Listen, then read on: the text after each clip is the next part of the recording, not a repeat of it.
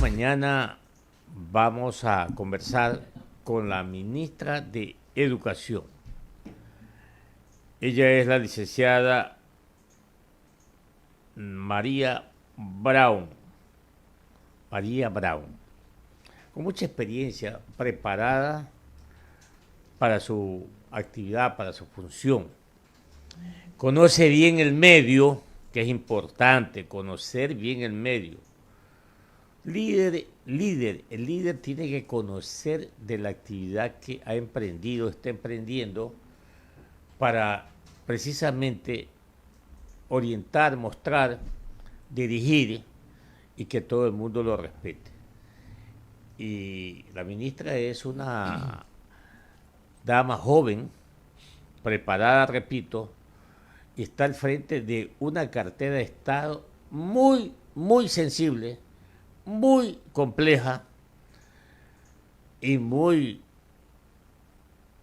llena de aguas encontradas. La saludamos, le agradecemos por estar aquí en Huancavelica 8:30 AM. Bienvenida, ministra. Buenos días, Clever, buenos días, Luis. Un gusto estar aquí con ustedes. Gracias por el espacio y la invitación. Y bueno, para mí un placer seguir en la entrevista a mi colega y amiga Diana Maino. Sí, mire usted, estamos ahí en el gobierno del presidente Lazo con prestigiosas y mujeres preparadas. Particularmente siempre me ha gustado trabajar junto a las mujeres. No sé por qué, pero siento que son más responsables y son 100% honestas. En esta cartera de Estado, ministra, que ya la conoce usted bien, hoy ya está a puertas de iniciar un nuevo ciclo de estudios, un nuevo periodo lectivo en la Sierra y en el Oriente. En ese orden, con una pandemia que está bajando o se está desacelerando y que ojalá lleguemos a cero, con un programa de vacunación cuyo ofrecimiento fue de 9 millones de inoculados, que se va a cumplir con éxito. Y pregunto a usted, ¿qué falta? ¿Qué falta?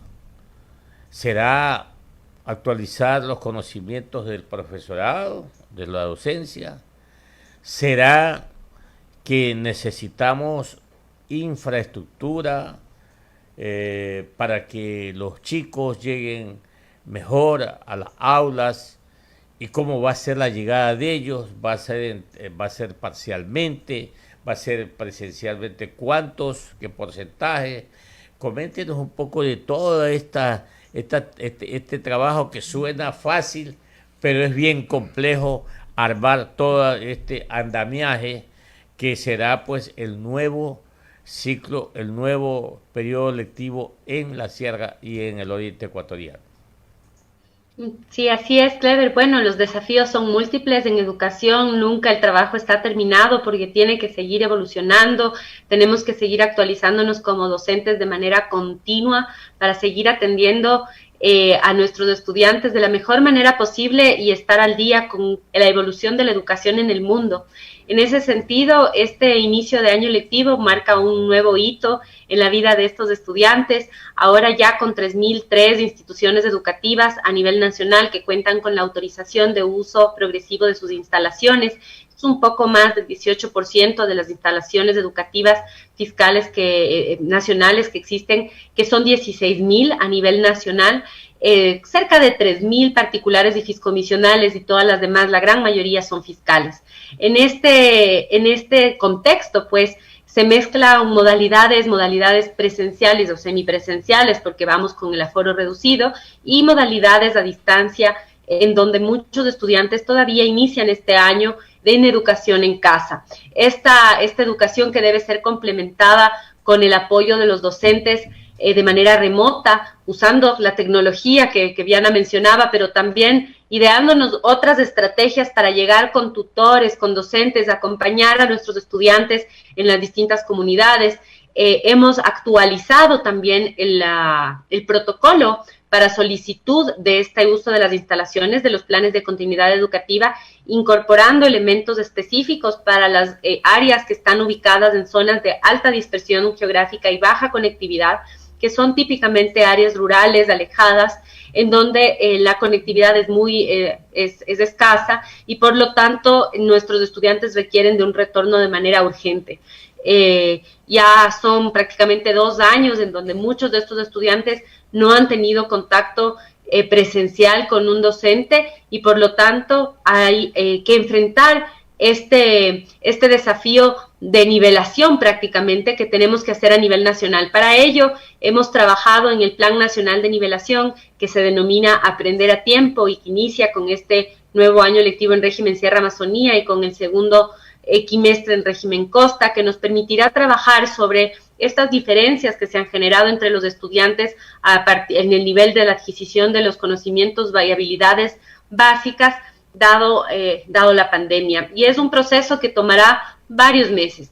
El desafío es continuar también con la capacitación de docentes y actualización de las estrategias que utilizamos dentro del aula para hacer una educación más cercana a la comunidad, más pertinente, que responda a las necesidades de cada comunidad y su contexto, a través de proyectos interdisciplinares que no se enfoquen tanto en asignaturas básicas específicas, en la especificidad de la asignatura, sino cómo podemos unir todo este conocimiento que las distintas asignaturas nos traen en proyectos que sean significativos y que los estudiantes puedan ver cómo se implementa. El desafío también muy grande de la incorporación de las tecnologías en la educación. Tenemos todavía cerca de 6,000 instituciones educativas que no tienen conectividad.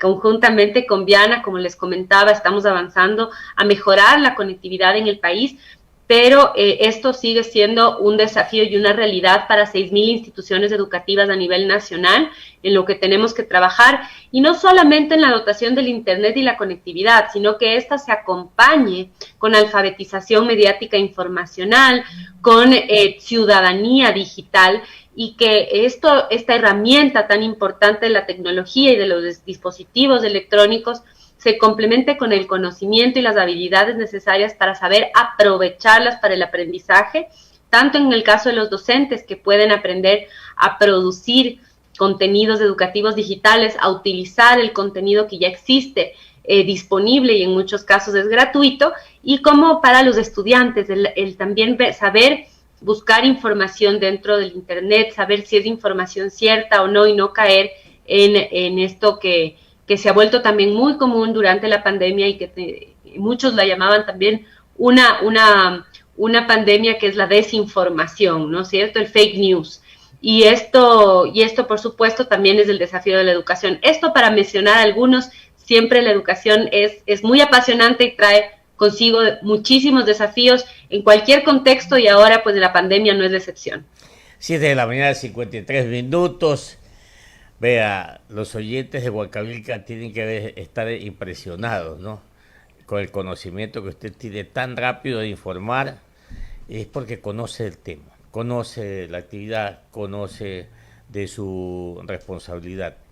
Pero en ese orden, María Brown no puede hacer sola las cosas. El ministerio mismo no puede hacer solo las cosas. Entonces debe de tener o tratar de sumar sinergias con el Ministerio de Telecomunicaciones, que hoy resultó ser el socio, pero el socio obligado con el Ministerio de Educación. Debe tener sinergias con el Ministerio de Salud y con el Ministerio de Inclusión Social. Y finalmente mirarlo con ojos de esperanza al ministro de Economía. En ese orden, ¿cómo están estas relaciones, estas interacciones y estas sinergias mutuas que se necesitan entre sí para lograr avanzar, aunque sea poco, pero avanzar en la educación, porque estamos atrás, muy atrás de otros países, por ejemplo, de Costa Rica, mi querida ministra? Bueno, realmente lo que acabas de mencionar, Clever, es parte de la esencia del gobierno del encuentro, el planteamiento de trabajo en sinergias, el sumar fuerzas en este diálogo permanente, no solamente con las otras carteras de Estado, sino con toda la sociedad en su conjunto, es una propuesta del gobierno del encuentro, es una propuesta del presidente Guillermo Lasso. Esto no lo podemos lograr solos, y el Ministerio de Educación no es la excepción. Necesitamos del Ministerio de Comunicaciones y Sociedad de la Información, no solamente para los temas de conectividad, sino también para el mejor manejo de la información, el cruce de bases de datos y el seguimiento nominal de los estudiantes desde que nacen hasta que llegan al sistema educativo, intercambiar esta información para que nadie se quede fuera de la educación y que podamos garantizar este derecho humano fundamental desde la cartera de Estado. Con el Ministerio de Salud, no solamente en las vacunas, en las que hemos aportado con centros de vacunación, con equipamiento tecnológico y digitadores, inclusive con el personal de limpieza y personal de seguridad que está en más de 300 puntos de vacunación a nivel nacional, y en la logística de vacunación ahora de jóvenes, de mayores de 16 y muy pronto de estudiantes a partir de los 12 años de edad. Este ejercicio también va de la mano con el cuidado constante de la salud integral de nuestros estudiantes en el sistema educativo, ya que en el sistema educativo se detecta si existe también la necesidad de intervención en salud, y debe haber una articulación muy cercana entre la institución educativa y el centro de salud más cercano para verificar que tengamos las vacunas al día, que el estado de salud de los estudiantes sea el apropiado. Con el Ministerio de Economía y Finanzas, pues ni se diga, necesitamos todos estar muy alineados para poder optimizar los recursos. No solamente es la cantidad de recursos que se provee al sector social, y en este caso el Ministerio de Educación, sino la calidad del gasto, cómo gastamos este recurso y que lo hagamos de la manera más eficiente posible en un ejercicio cercano con el Ministerio de Economía y Finanzas y el Ministerio de Trabajo. Recordemos, el Ministerio de Educación tiene más de 140,000 docentes que están en nómina y por lo tanto también es uno de los mayores empleadores del sector público. Y no puedo dejar de mencionar al Ministerio de Inclusión Económica y Social y a la Secretaría de Derechos Humanos, dos entidades con las que trabajamos de manera cercana, siempre en la garantía de los derechos, sobre todo pues con la Secretaría que dirige Bernarda Ordóñez. Trabajamos mucho en el respeto de los derechos humanos, la prevención de la violencia dentro del ámbito escolar, en particular la violencia sexual es un elemento que nos preocupa, y con la cartera de Estado de Inclusión Social, la continuidad en el proceso educativo de los niños que están atendidos por el MIES en los centros de educación y cuidado infantil, los CIBBs y todos aquellos que también son asociados al MIES, para que luego pasen de manera automática a una institución educativa y puedan continuar con su educación, entre otros elementos que debemos coordinar, como cómo se hace el seguimiento del uso del bono de desarrollo humano para que uno de los componentes sea precisamente la educación, la garantía del derecho a la educación. Y a este esfuerzo se suma la comunidad. No podemos hacer esto solos, y por eso siempre estamos llamando a esta minga por la educación, a posicionar la educación en el debate de la sociedad como un elemento fundamental, una educación que está muy golpeada por la pandemia. Después de esta emergencia, también las acciones son emergentes, debemos trabajar en la infraestructura educativa, debemos trabajar en la dotación de equipamiento tecnológico, debemos trabajar en mejorar la calidad de la alimentación escolar, tenemos que trabajar en mejorar la calidad de los servicios educativos en su conjunto, conjuntamente con capacitación, formación continua de docentes, la pertinencia del bachillerato. Es decir, aquí realmente tenemos que tener una mirada integral en donde el sector privado, el sector público, la sociedad civil, los medios de comunicación, todos somos corresponsables de este derecho humano fundamental. El Estado, y en este caso el Ministerio de Educación, es el garante de este derecho, que además debe estar disponible de forma gratuita para la comunidad, pero todos y cada uno de los ecuatorianos somos parte de que este derecho se pueda garantizar y podemos poner nuestro granito de arena. Y ese es el llamado que hacemos también desde el Ministerio de Educación, para fortalecer la educación y tenerla en el centro de nuestras comunidades como un dinamizador de también nuestra sociedad, nuestra economía y el desarrollo integral de todas las familias para que puedan alcanzar su plan de vida. Y los medios de comunicación tenemos una obligación moral también de coadyuvar con todo este proceso. Y a propósito de esto, ministra, tenemos una pendiente, usted y yo, para poder pues reiniciar los programas de cultura, de educación y de educa en la radio. Lo tenemos suspendido porque realmente pues no estaba muy, se puede decir, muy ordenado, pero con usted lo vamos a reordenar y seguir aportando con todos los ecuatorianos. Mi compañero, el licenciado Luis Viera, tiene inquietudes para usted. Ministra, buenos días. La inquietud es, luego de que el gobierno del presidente Guillermo Lasso alcance la meta de 900, la vacunación de 9 millones en 100 días, viene la más importante, la población estudiantil de 12 a 16 años. ¿Ha conversado usted con la ministra de Salud cómo va a ser? Porque Costa, Sierra y Oriente están en clases, están en los periodos lectivos, serán los fines de semana, serán en los centros de salud. ¿Cómo va a ser este proceso de vacunación? ¿Y qué papel han jugado los distritos ahora que hemos estado en confinamiento, ministra? Bueno, muy importante esta articulación, como les decía, con el Ministerio de Salud Pública. Son varias las estrategias para la vacunación. En algunos casos lo que se planifica es convocatorias dirigidas y masivas en centros educativos donde existe alta afluencia, en donde se pueden hacer brigadas de vacunación en el punto, en donde están existiendo las clases, pero también en donde no hay asistencia presencial en este momento. Para eso estamos coordinando siempre, continuamente con el Ministerio de Salud y para esta población no será la excepción. Lo que sí creo que es importante mirar es que ya en este proceso de vacunación, al haber llegado a un punto en donde un gran porcentaje de la población mayor de 16 años ya tiene su vacuna y en pocos días pues tendrán también su esquema completo de vacunación, más de 9 millones de ecuatorianos.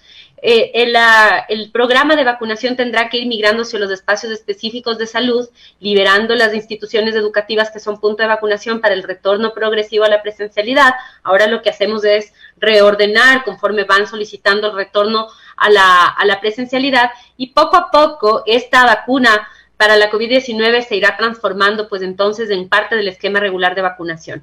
Para nuestros estudiantes, todos los esfuerzos no serán suficientes, siempre estaremos al pie del cañón, como se dice coloquialmente, para poder llegar a la vacunación de estos niños y jóvenes, en este caso estos niños y jóvenes, de la forma más rápida y ordenada posible, y para ello estamos coordinando siempre con el Ministerio de Salud Pública y las estrategias serán diversas.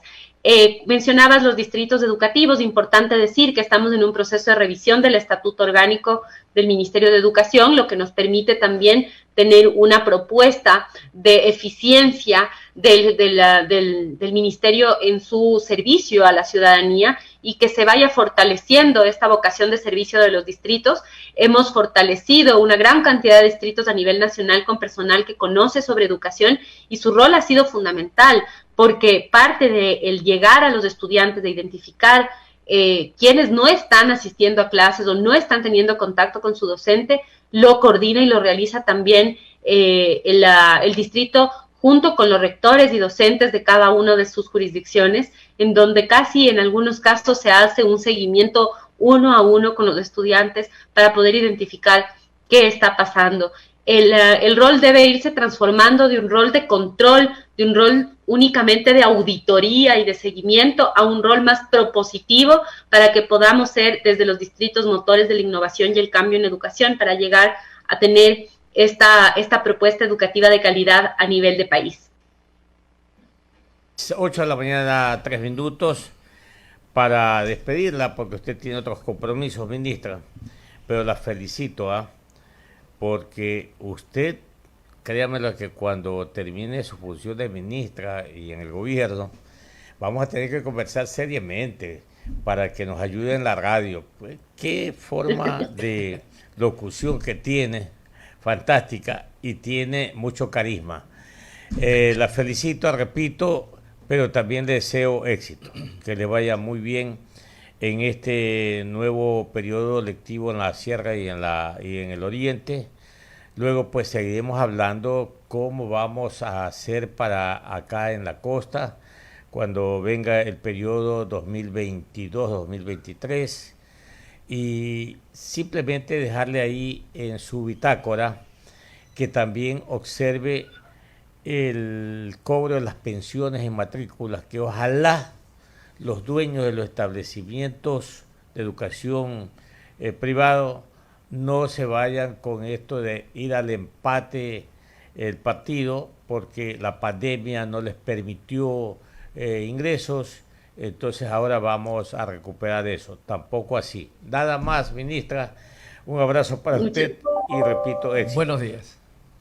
Muchísimas gracias, gracias. Aquí estamos para servir y con muchísima pasión y entrega a los ecuatorianos haciendo nuestro mejor esfuerzo. Y no se preocupen que estamos trabajando en el nuevo acuerdo ministerial de regulación de costos de pensiones y matrícula, y por ahora, y para este inicio del año lectivo régimen Sierra Amazonía, las pensiones y matrículas se encontraban fijadas en el monto aprobado en las resoluciones de costos emitidas en el año 2019, más bien un agradecimiento a las instituciones educativas particulares que han sido solidarias en este contexto de pandemia con las familias que han optado por estos servicios, que son servicios educativos pagos, optativos, como les decíamos, son 3.000 instituciones educativas particulares y fiscomisionales de las 16.000 que existen en el país. Por lo tanto, un aliado estratégico que también ha arrimado el hombro y nos está apoyando. Así que muchísimas gracias y un feliz día para ustedes también. Que le vaya muy bien, ¿eh?